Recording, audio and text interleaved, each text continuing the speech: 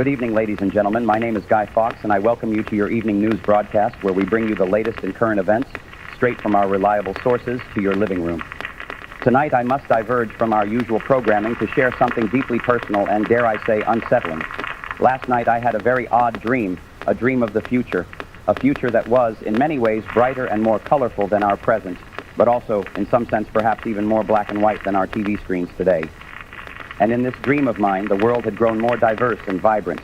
The once monochrome days of our time were now filled with color and life. Yet beneath this veneer of progress, there lurked a disturbing reality.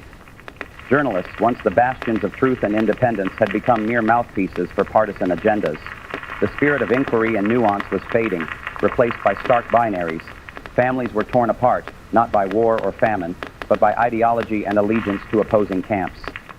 Democracy and liberty, though still enshrined in our laws, had become mere formalities, overshadowed by the growing polarization of society.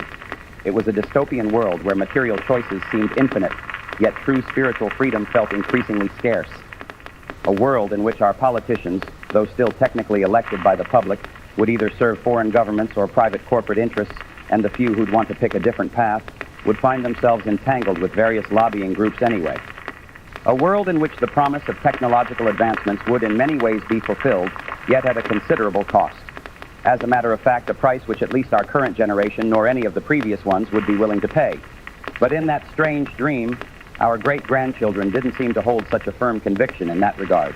But in the darkness of this nightmarish vision, there was still a small glimmer of hope, a belief that an independent thought could still find a way to rise above the usual noise to at least attempt to provide a sanctuary for truth, balance, and reason. A belief that we could still resist the tide of division and find common ground. But I unfortunately couldn't tell if that lonely spark of defiance would turn out to be enough. My lovely wife noticed my having a fever dream, and terribly worried as she was, she immediately woke me up. Once I was fully awake, she said that the supper was ready, and that she had just heard on the radio that the late post-election polls predict a close but a definite victory of this young Democratic candidate who debated Vice President Nixon.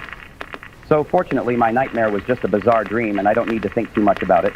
Our beloved America has a bright new future in front of us, and we will surely be that proverbial city upon a hill, and will continue to be a shining example to the rest of the world, which so heavily depends on us. Fruitful America to a peaceful world for mankind everywhere is the great senator from the state of Massachusetts, John F. Kennedy.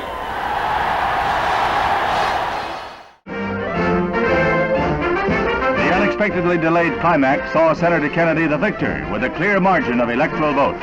At 43 years of age, he is the youngest man ever voted into the White House and the first Catholic chief executive in the history of the nation, with victories in the Southern Bible Belt, as well as the industrial centers of the North, to attest the shattering of a long-standing political taboo. It does no good for this administration to lock polls up, taken of our position overseas, of the judgment that people have of us. All of us know the truth, and no amount of executive secrecy can hide it. The question is, what will it be by 1970? Will the balance of power be in our favor or that of the communists? Will the people of the world make a judgment that we are the ultimate winners, or will they make a cold, hard judgment that the ultimate winners of this power struggle will not be the United States and the cause of freedom, but will be our adversaries, and they will want to get right with them?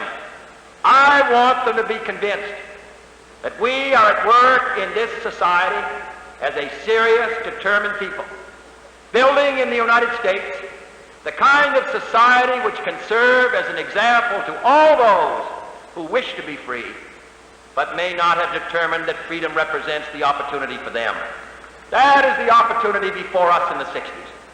To be the great defender of freedom in a time when freedom is under attack and under test all over the globe.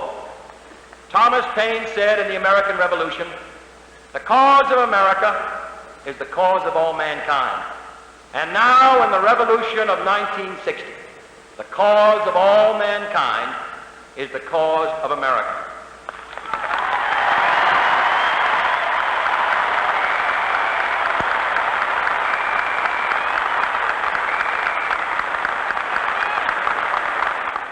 So I come here tonight. I thank you for your past support. I ask you to join us tomorrow. And most of all, I ask you to join us. I ask you to join us in all the tomorrows yet to come, in building America, moving America, picking this country of ours up and sending it into the 60s.